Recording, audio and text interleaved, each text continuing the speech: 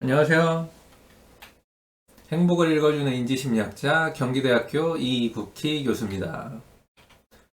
오늘은 코로나19와 행복의 변화 이 주제로 한번 이야기를 해볼게요. 코로나19가 전 세계를 휩쓸면서 모두가 쉽게 예상한 사실이 하나 있죠. 뭐냐면 코로나19를 우리가 경험하면서 전 세계 사람들이 굉장히 불행해졌을 거다 이런 예측들입니다. 코로나19로 인해서 굉장히 고통받고 있는 사람들에 대한 뉴스를 매일 또 접하다 보면은 코로나19가 우리를 불행하게 만들었다는 예측이 더 이상 예측이 아니라 기정사실인 것 같기도 해요. 또 그래서 우리는 코로나19 때문에 불행해졌다. 이런 말을 사실로 받아들이고 누군가한테 이야기할 때 뭐 그거를 이상하게 쳐다보거나 이상하게 생각해서 쳐다보거나 오, 막 진짜 그래? 막 해가지고 깜짝 놀라서 얘기할 사람은 없어 보입니다. 오히려 코로나19가 사실 전 세계인의 행복에 영향을 거의 미치지 않았어. 코로나19가 전 세계인의 행복에 미친 영향이 별로 없어. 이런 얘기를 한다면은 오히려 이게 더 놀랄 일이겠죠. 네. 누군가가 막, 야, 그럴 리가 없어. 응? 너 지금 굉장히 잘못 얘기하는 거야. 너 말 조심해. 뭐 이러면서 화를 낼지도 모르겠어요. 어? 혹시 여러분도 그러시다면은 먼저 제가 진심으로 사과를 드립니다. 미리 사과드리는 바예요. 왜냐면은 제가 이제 지금부터 그럴 얘기를 할 거거든요. 네, 그런 얘기를 할 거예요. 뭐 벌써 굉장히 혼란스러워하고 계실 수도 모르겠어요. 제가 그래서 다시 한번 얘기합니다. 저 사람 지금 뭐 잘못 얘기하고 있는 거 아니야? 이러실까봐. 저는요, 지금부터 이 코로나19가 전 세계인의 행복에 미친 효과가 거의 없다. 이런 얘기를 할 거고요. 예. 또 그런 효과가 있다고 하더라도 무시해도 될 정도로 아주 미미하다. 이 얘기를 할 거예요. 도대체 그러면은 뭘 근거로 그런 얘기를 하는 건데, 뭐 이렇게 얘기하실 분도 있죠. 그래도 제가 명색이 과학자고, 나름 사회과학 중에서도 최고라고 일컬어지는 심리학을 전공했고, 또 심리학 중에서도 인간의 정보 처리 과정과 핵심적인 이론들을 인간과 관련된 아주 핵심적인 이론들을 다루는 인지심리학을 전공했는데 제가 뭐 근거도 없이 아무거나 뭐 이야기하겠어요. 당연히 근거가 있죠. 뭐냐면 행복과 관련된 주제 이런 보고서들이 물론 다양하게 있지만 이런 행복과 관련된 보고서 중에서 가장 권위 있고 과학적으로 연구한다고 알려진 세계 행복 보고서 그것도 가장 최근판인 월드 해피니스 리포트 2021년 판에 나온 그 연구 결과를 여러분들에게 근거로 삼아서 말씀을 드리겠습니다. 2021년 세계 행복 보고서는요, 이 코로나19 특집이라고 해도 과언이 아니에요. 사실 뭐 의도한 건 아닙니다. 의도한 건 아니지만 전 세계인의 행복을 늘 조사하다 보니까 전 세계인의 행복이 조사하려면은 그 환경을 벗어나긴 어렵잖아요. 전 세계인들이 경험하고 있는 어떤 상황을 벗어날 수는 없기 때문에 의도치 않았지만 코로나 특집이 됐어요. 그리고 이 특집 주제에 걸맞게 코로나19가 전 세계인의 행복 변화에 미친 효과를 일목요연하게 정리해주고 있습니다.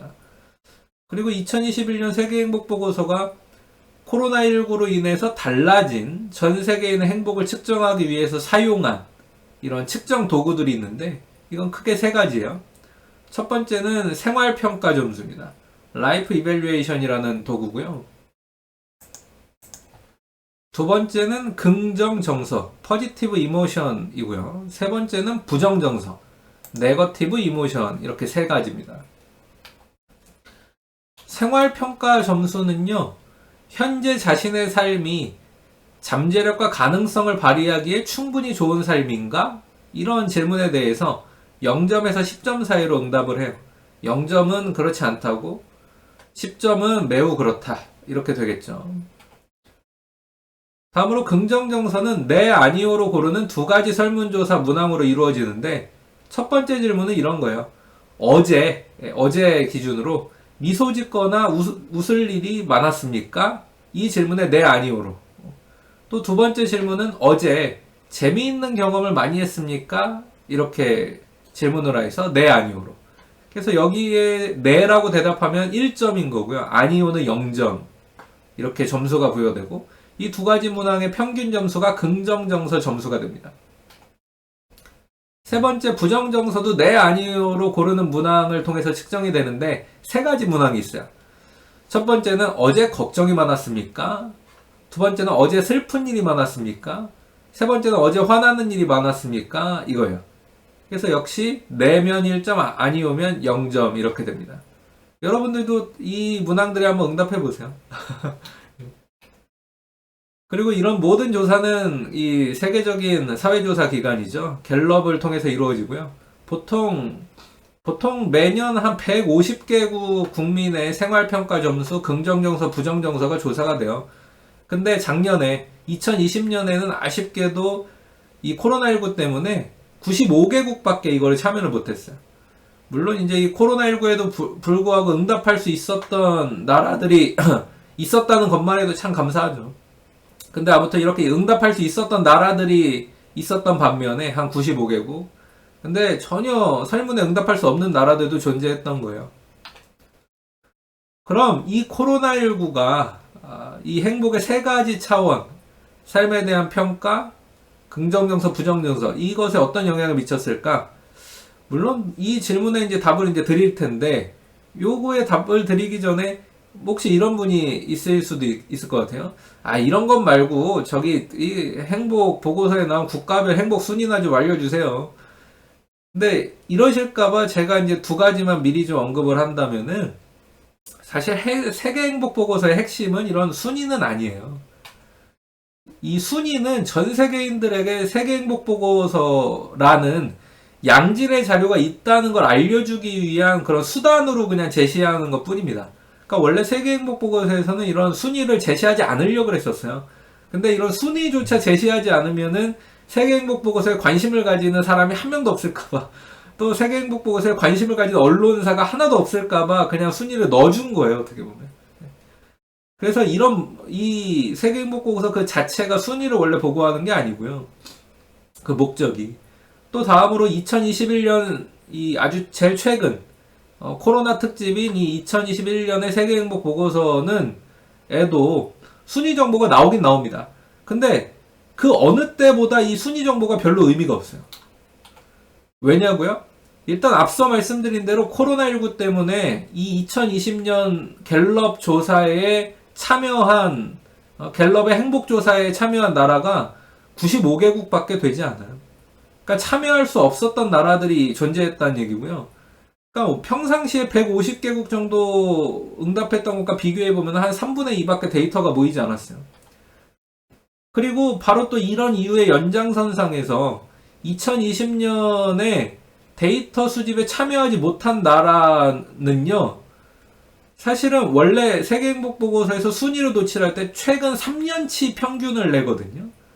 그러니까 2021년 어떻게 보면은 순위를 구하기 위해서는 2017년부터 2018년부터 2020년, 2018, 2019, 2020 이렇게 3개 년도의 평균으로 구하게 된다고요.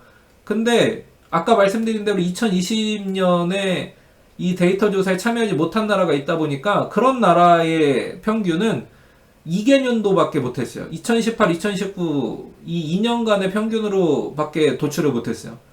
그래서 간단히 말하면 2021년 국가별 행복순위 데이터는 2020년 데이터가 포함된 나라가 있는가 하면 포함되지 않은 나라가 막 뒤섞여 있어요. 그런데 이렇게 막 뒤섞여 있고 기준이 명확하지 않은 상태에서 도출한 순위가 무슨 의미가 있겠습니까?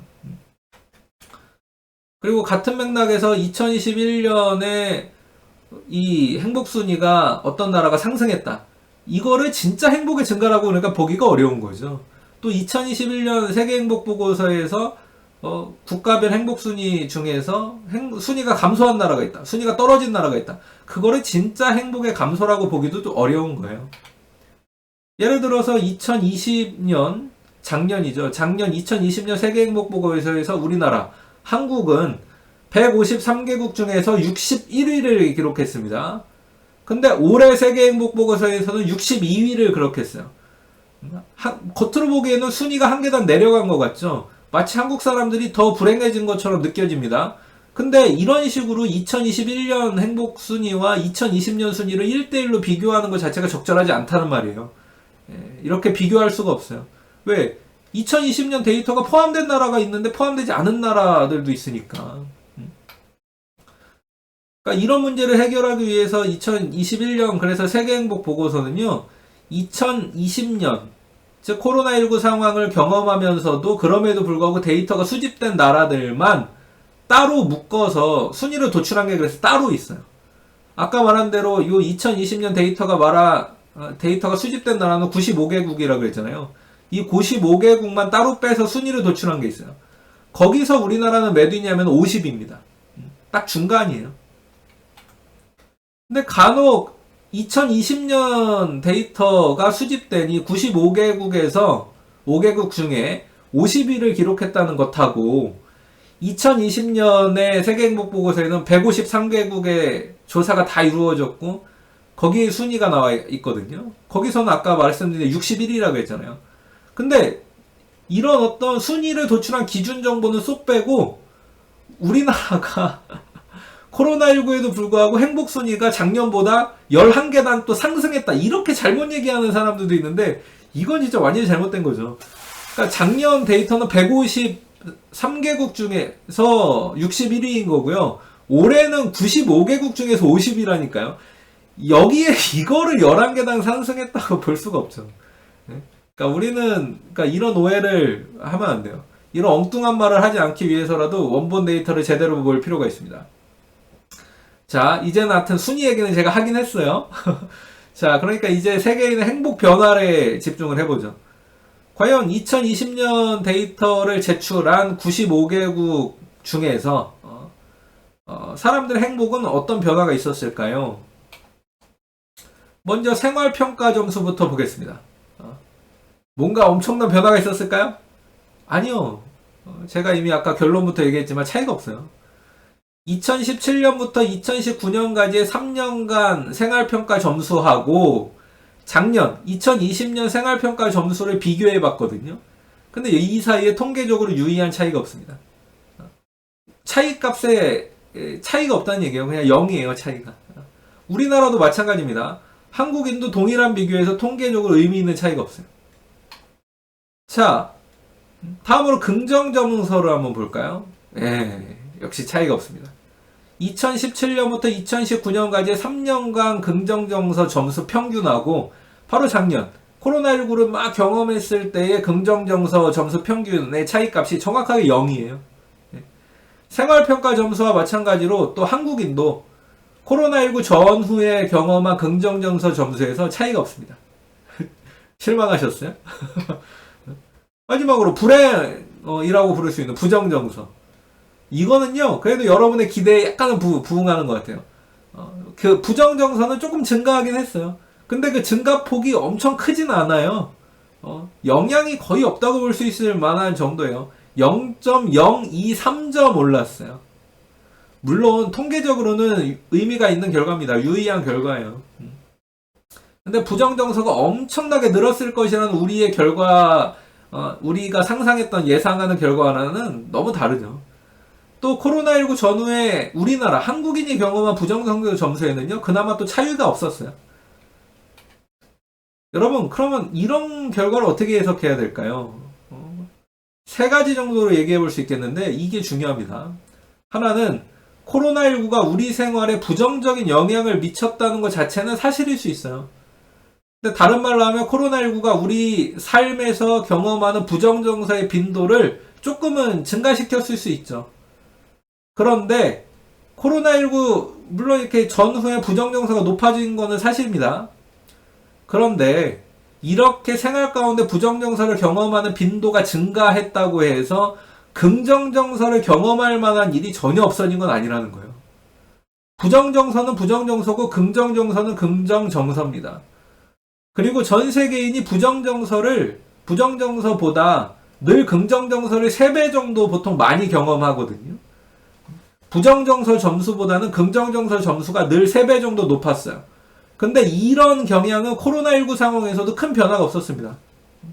부정정서가 분명히 있지만 그럼에도 불구하고 긍정정서를 부정정서보다 3배 정도 많이 경험했다는 거예요. 심지어 코로나19가 발생했음에도 불구하고요. 마지막으로 부정정서를 경험하는 것 자체가 우리 인간을 불행하게 하는 건 아니에요. 여러분, 부정정서의 경험 그 자체보다는요, 이 부정정서를 어떻게 다루느냐, 이게 바로 인간의 행복과 불행에 더 큰 영향을 미칩니다.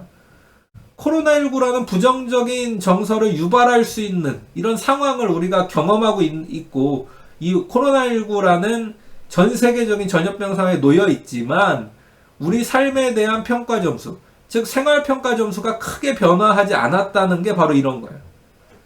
우리 인간은요, 부정정서를 잘 다룬 거죠. 이 코로나19 상황에도 불구하고 우리는 그거를 잘 다뤘어요. 그리고 우리는 이렇게 부정정서를 경험하더라도 그걸 잘 다루면 최종적으로 내 삶에 대한 평가는 좋아질 수 있어요. 또는 유지할 수 있습니다. 코로나19는 전 세계인들의 긍정정서 경험을 비슷하게 줄이고 부정정서 경험을 비슷하게 늘렸어요. 그러나 그렇다고 해서 우리 모두가 불행해진 건 아니죠.